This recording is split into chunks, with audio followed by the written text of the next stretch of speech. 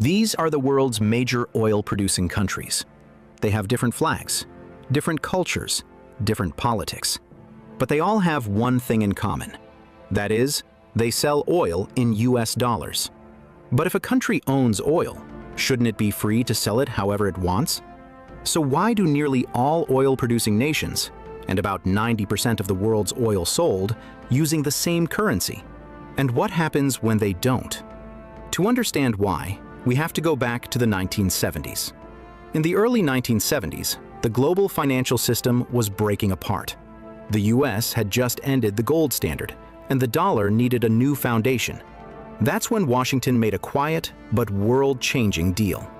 In 1974, the United States reached an agreement with Saudi Arabia, the world's most powerful oil producer. Saudi oil would be sold exclusively in US dollars. In return, the US guaranteed military protection, weapons, and political support.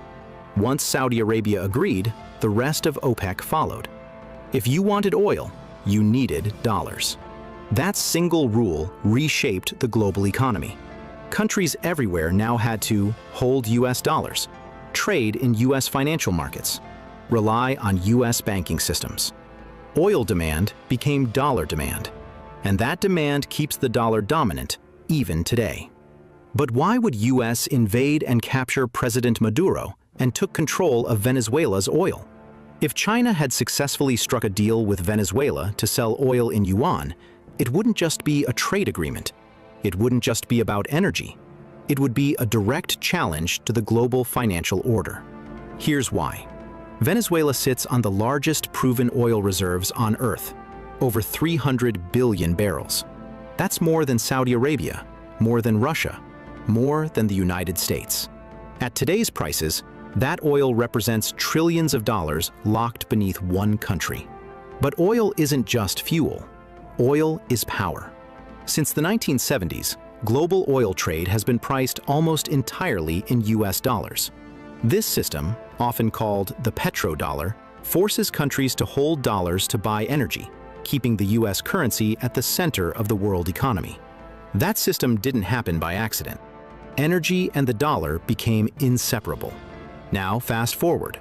Over the past decade, multiple countries have tried to weaken that system. China built CIPS, an alternative to SWIFT. BRICS discussed trading outside the dollar. Russia began selling energy in other currencies.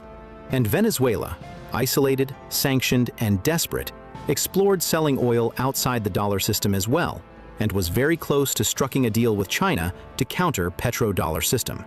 That's where history gets uncomfortable. When leaders challenge the global oil currency order, consequences often follow. In 2000, Iraq announced oil sales in euros to counter US sanction and dominance. 3 years later, Saddam Hussein was removed and gone. In 2009, Libya proposed a gold-backed African currency that also challenges dollar. And 2 years later, Gaddafi was gone.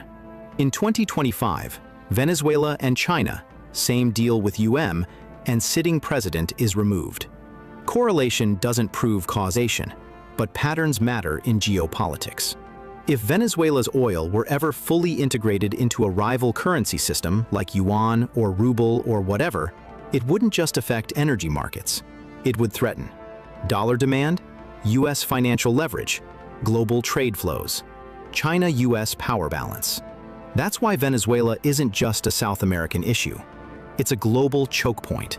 In other words, death of dollar in today's world. Control the oil, you influence the currency. Control the currency, you shape the world economy. This is how modern power works. Not by drilling the oil, but by controlling who gets to buy it and in what currency. Geography decides where resources exist. Politics decides who controls the flow. And history shows one thing very clearly.